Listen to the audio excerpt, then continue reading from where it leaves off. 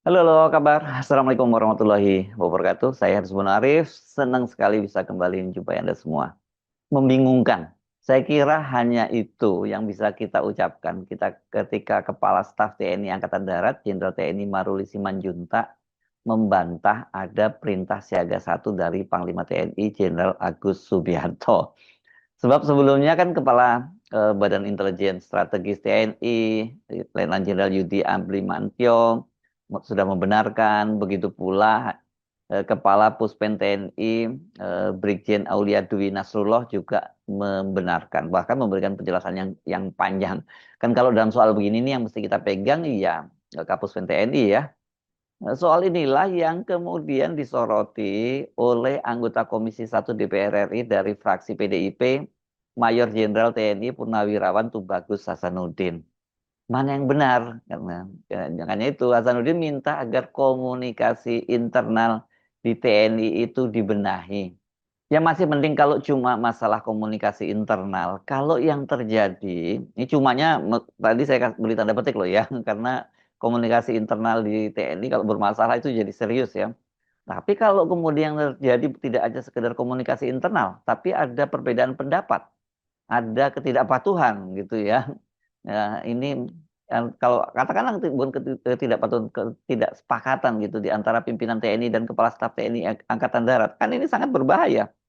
Di TNI kan ada tradisi, kalau sebelum ada keputusan komandan atau panglima, boleh berbeda pendapat. Tapi kalau kemudian itu sudah diputuskan oleh Panglima TNI, nggak boleh ada perbedaan pendapat. Itu namanya insubordinasi kalau terjadi sampai seperti itu. Mudah-mudahan nggak terjadi semacam itu. Dan situasi seperti sekarang ini kan tentu saja sangat sensitif kalau terjadi friksi di kalangan pimpinan TNI.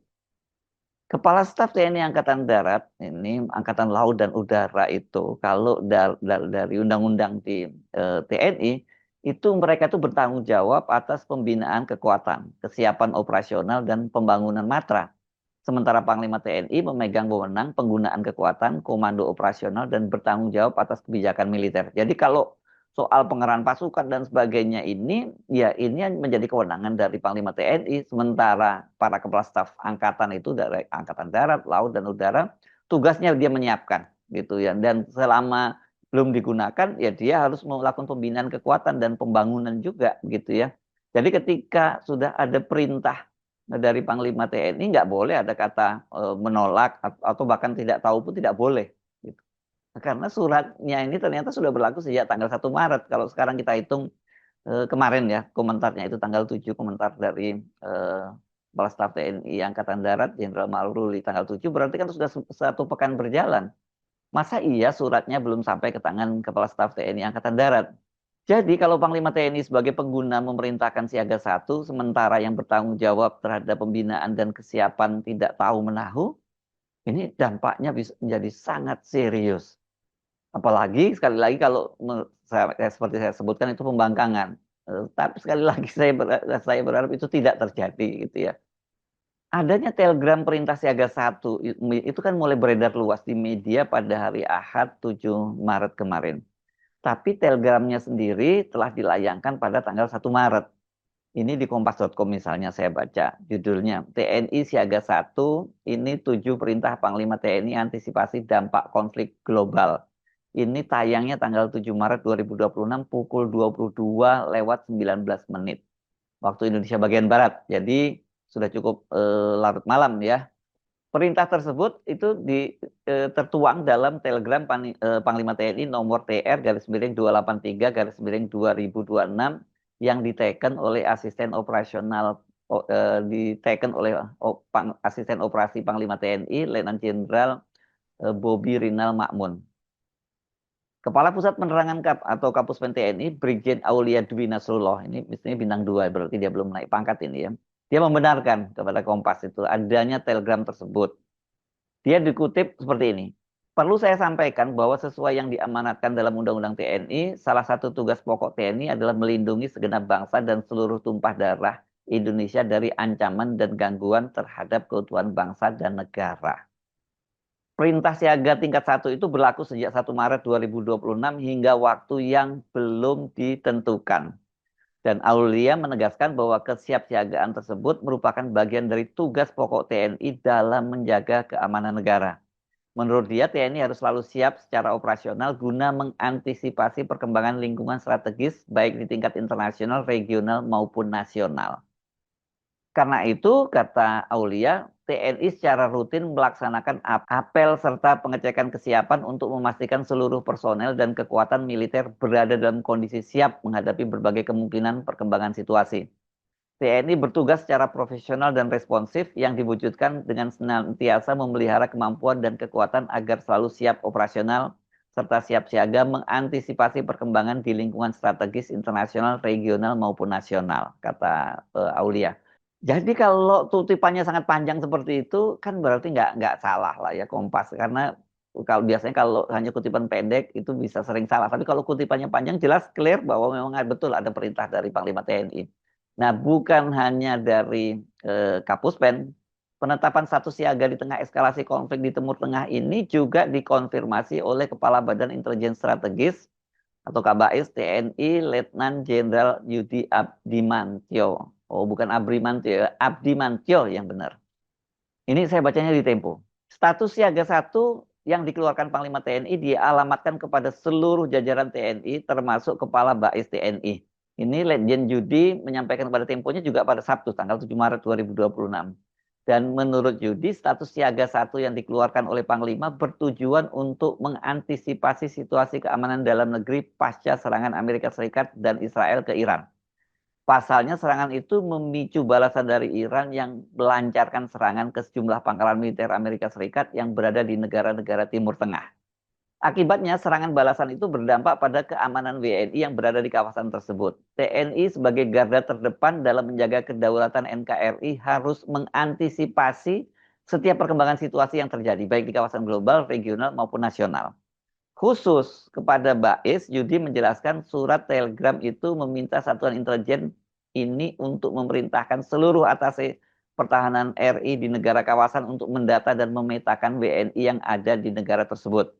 Kata dia tugas ini penting lantaran terdapat sekitar 541.511 WNI yang berada di wilayah yang terdampak.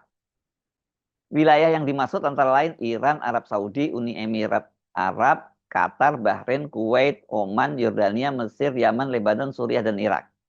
Dalam hal ini nanti Bais TNI dengan pihak terkait akan bekerja sama untuk mengamankan WNI dan melakukan proses evakuasi dengan aman dan lancar jika dibutuhkan.